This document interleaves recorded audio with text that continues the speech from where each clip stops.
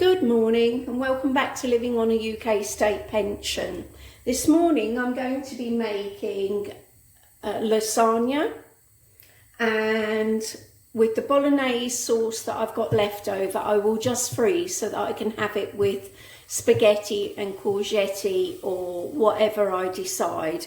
In the pan is some chicken fat from the chicken that I cooked yesterday that I got yellow sticker, and yeah, I've stripped it all, I've boiled the bones up, and this is the fat and a little bit of stock off the top of the pot of stock. I'll show you it quickly, but I'm keeping it in the fridge so that it lasts longer. There we are. I think it's come out darker because it was in a cook in the bag chicken that was a yellow sticker. So in here, this is a small carrot here. This pile of grated carrot is a small carrot, probably about 4 inches long, but quite chubby. About a good inch across it was. A medium-sized pink onion, and they were the ones on offer in Lidl last week, and they are very strong. That is 1 hefty stick of celery there that's been finely chopped, and that is literally less than 1/4 of a red pepper, and it's all going to go in to be sautéed. And this will of course bulk out the 500 grams of 7% fat turkey mince I've got, so that hopefully it will do 6 meals. And let's see how much the 6 meals cost. Now, bolognese is a family favourite. Most families enjoy it, and it's a meal you can have in the summer, especially lasagna, with a lovely green salad, olives, whatever you like to serve it with. Because I put layers of butternut squash in my lasagna, it is nice and light, it is not stodgy, and it reduces the overall carbohydrate content of the lasagna. You know, scientists are only just sort of finding out some of the bad things that we've done with our diet with regard to carbs. I don't want to go too much into it, but our diets have become quite carb laden, so where I can, I try to make it a little bit lighter, shall we say. I'll come back to you in about 3 minutes when this has sweated down a little bit more. Right, that's lovely now, it's really cooking through. Oh, some lovely smells coming out of that. What I want to do when I've got surplus tomatoes, I want to do a base like this in the summer, add the tomatoes to it, cook it down, and then I want to open freeze it in little tubs like this, so it forms little frozen pucks, as I call them, ready for my own pizza topping, because I just think it's so handy to have stuff like this that's fresh as well, you know, got lots of goodness in it and fibre. And for the people that don't like celery, you know, I add celery to almost everything because of the fibre content. I can honestly say I don't like celery raw in particular, but when it's cooked into stuff, I don't think you can taste it, but it just adds another dimension to the meal. Right, what's going in next is a good teaspoon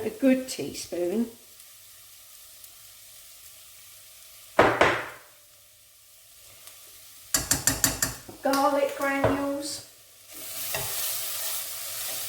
I missed out on some garlic. I became a member of the Oreo app the other night, and they had loads of garlic, fresh garlic on there, and it wasn't that far away. It was a third of a mile away or something, 0.3 of a mile.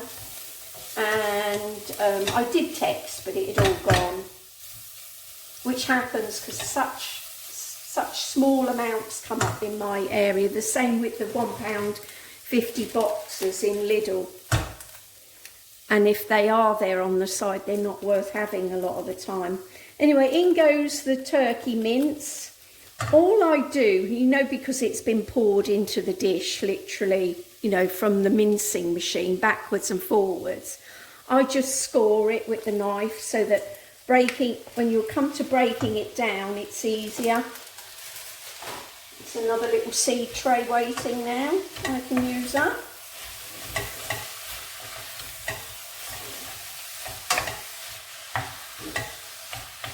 And I'm gutted because I lost the film of when I did this about 10 days ago. I deleted it by accident, and do apologise. I deleted it by accident, and that was my last 2 pots of pasta sauce that I got out of the freezer. So I had to buy a pasta sauce from Asda on one of my shopping trips.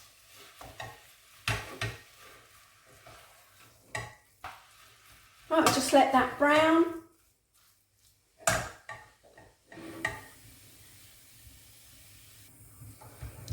Right, that's almost cooked through. Going to add a beef stock cube.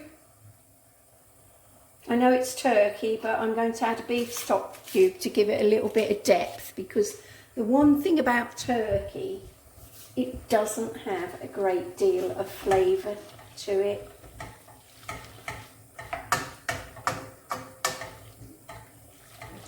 But it's a beautifully lean meat.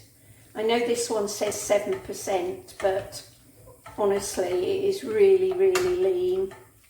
I find is it 5 or 3%, the next one down, is too dry.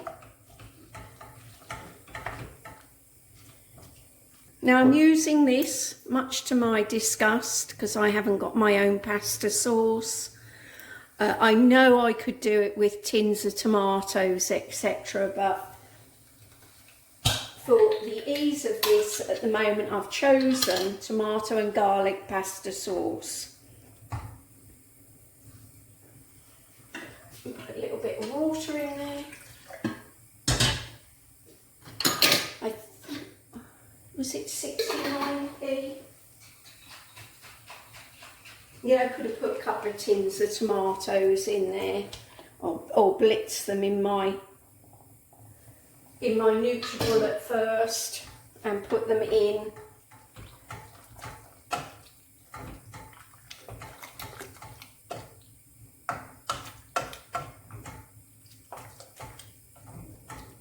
Now it's helpful if your bolognese sauce is a little bit on the slack side, slacking as liquid, because it helps cook the lasagne sheets, obviously.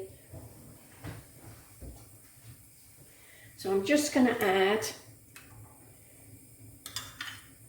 a bit of chicken stock, fresh chicken stock.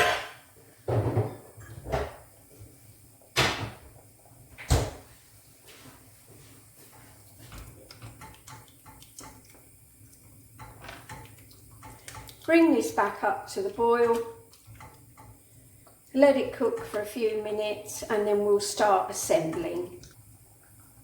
I've just had a taste. I'm going to put a level teaspoon of the vegan stock powder in, rather than add salt. I'm just going to give it a little bit more flavour.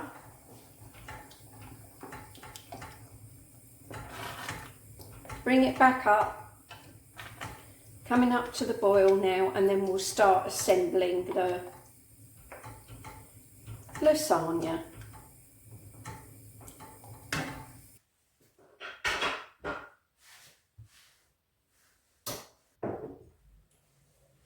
As you can see, I've added a layer of butternut squash to the bottom of my bigger lasagna dish that I bought at the charity shop.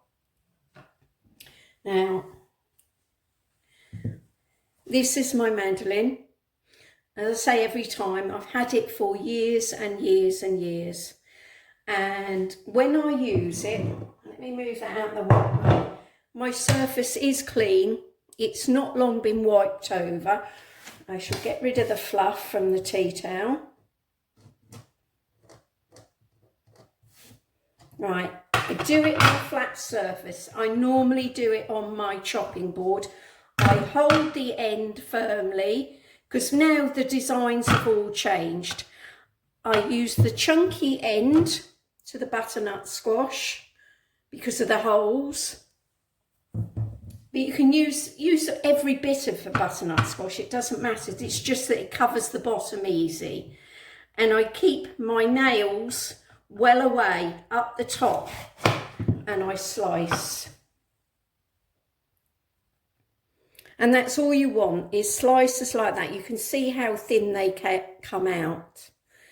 But what I want to have a go at, once I've got some more left, which I will have, I'll have some of this left, the butternut squash, sometime next week, is making a Spanish, and I can't remember the name of it, so I'm going to have to put it on the screen when I find out the name of it. Hold on one moment. Spanish tortilla. So I'm thinking of doing one where I have a butternut squash layer because of the less carbs in it, then a layer of onions, then a layer of potato, etc., etc. Then maybe some cheese in between here and there as well, and then do eggs and bake it. I want to try it out because I'm always looking for things for summer when your appetite tends to go in the summer, doesn't it? But you need something, and so to have something like that you can do. I don't know how well it freezes, so I must look that up. And yeah, to be able to knock something like that up and put it in the air fryer to cook, and maybe 2 evening meals with a lovely salad and coleslaw, and yeah, and not expensive neither, not expensive at all. So after you've put your butternut squash at the bottom, you ladle in a bit of the meat. Oh, I am a messy pup.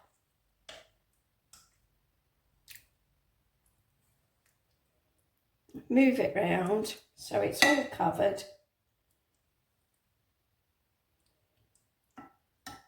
With a layer of the lovely tomato.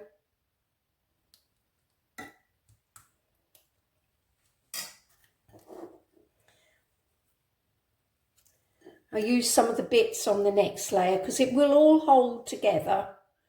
It will all hold together once it's cooked.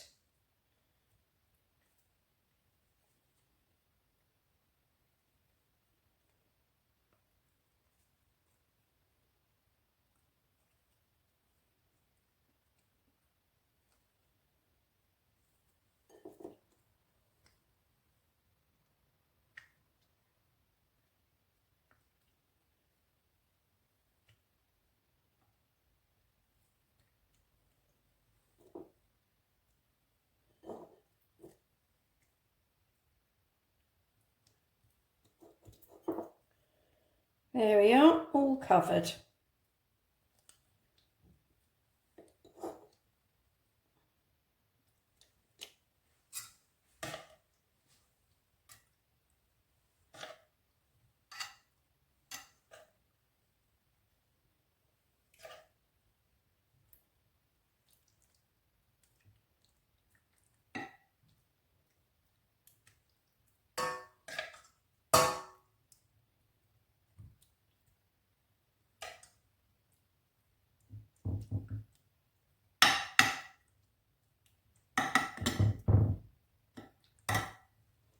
Lovely. Now we can start with the pasta.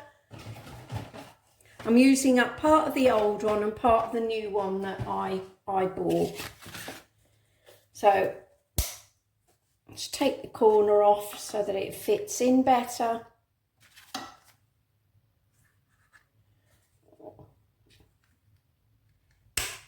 Use the pieces down the middle. Is it better that way? No.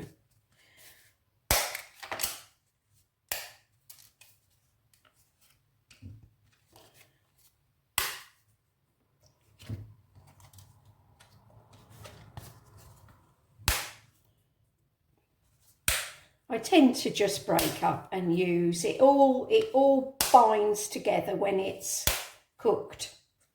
Don't worry that you're using pieces here and there, it all binds together.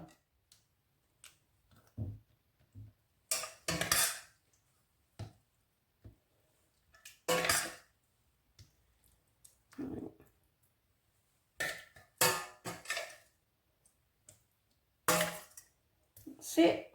A portion there of bolognese to have with spaghetti, so it's going to do 5 portions quite easily.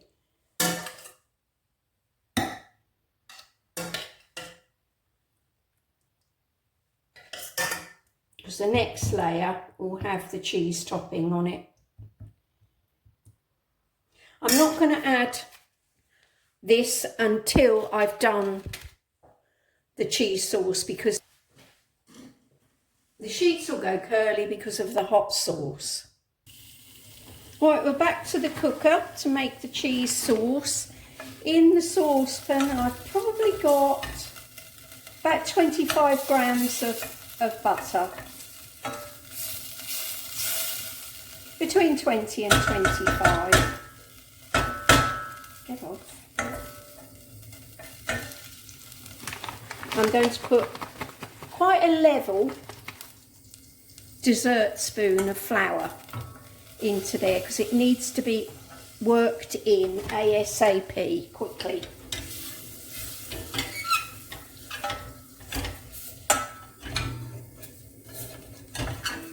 And then in with the milk straight away to loosen it up and start cooking through.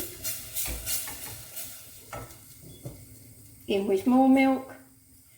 If it does go lumpy, do not fret. Do not fret at all.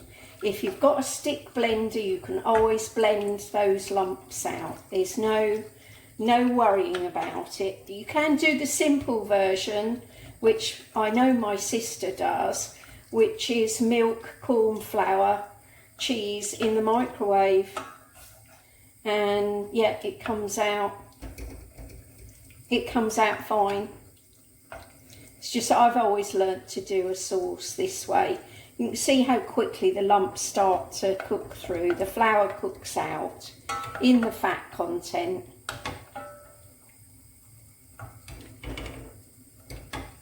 Keep adding the milk because it's thickening as we go as well.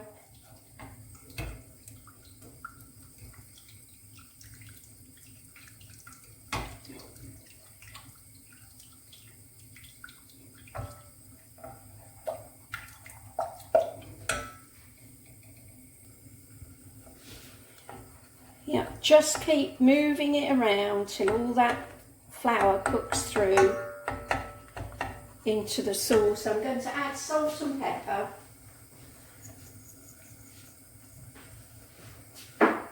And sometimes I do add the tip of a teaspoon of mustard, but I'm not going to bother today.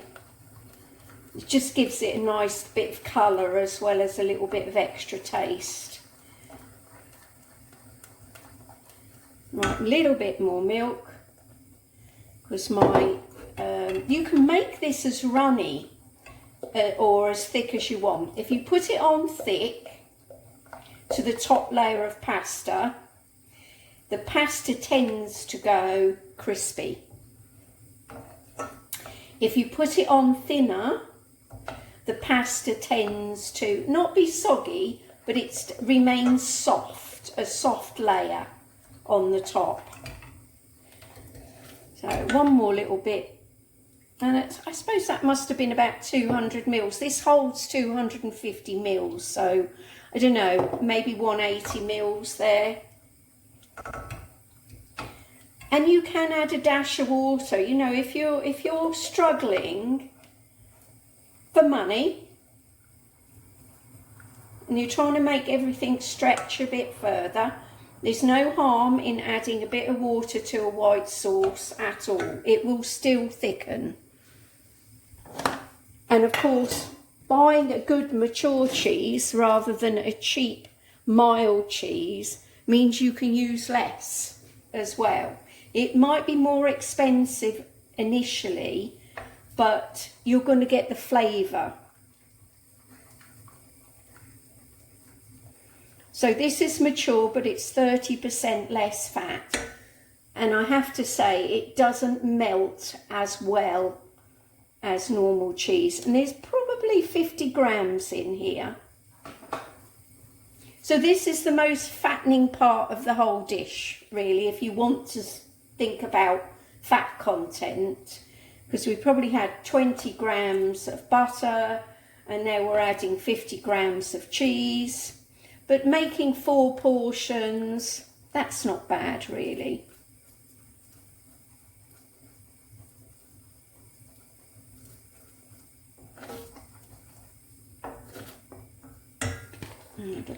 Might as well add the last, because you can put cheese on top as well, but I don't bother. I just leave it in the cheese sauce. And turn the heat off, because there's going to be enough heat in there to finish doing the sauce.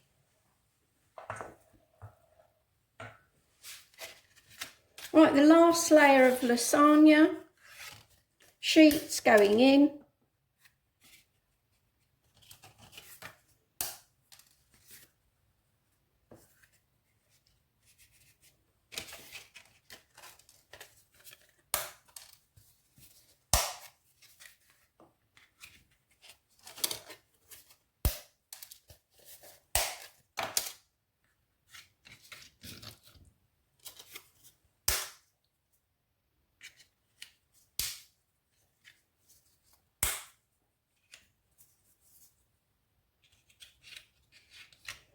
It's a bit like a jigsaw puzzle.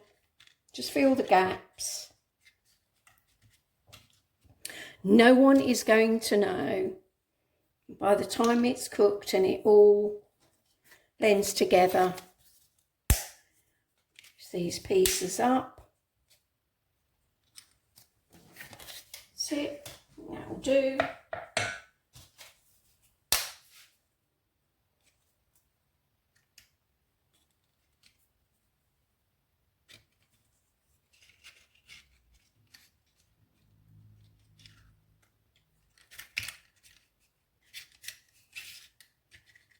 There we are, that will do. That will do. Get a spatula.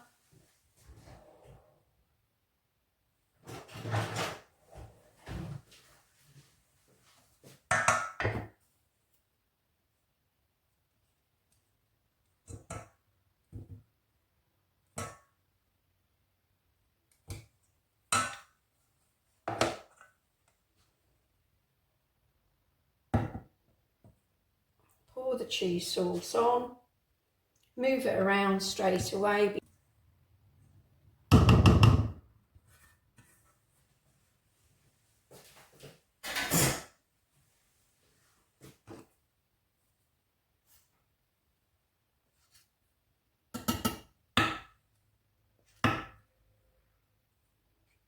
There we are.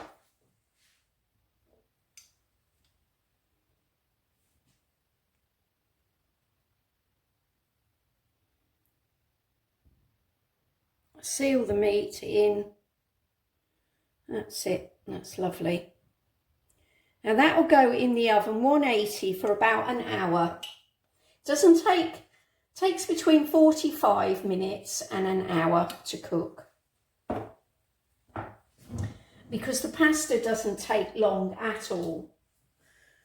it's probably softened underneath already. Now this is where you can add another layer of cheese. I don't bother. I don't bother because I'm looking at my fat content. But you could always add it when you've got it out the freezer, because this will make 4 lovely size portions, really good size portions for me, because it's the bigger dish. And yeah, and I've got 1 bolognese one there to go in a tub that I can just have with spaghetti or courgette if I manage to get hold of some courgettes relatively cheap, or 1 by itself. That's the annoying thing. Lots of shops sell things in 2s and you don't always want 2. So yeah, I like to find a shop where I can just pick 1 courgette up and buy it by itself. This will go in the oven now and I'll show you it when it's cooked.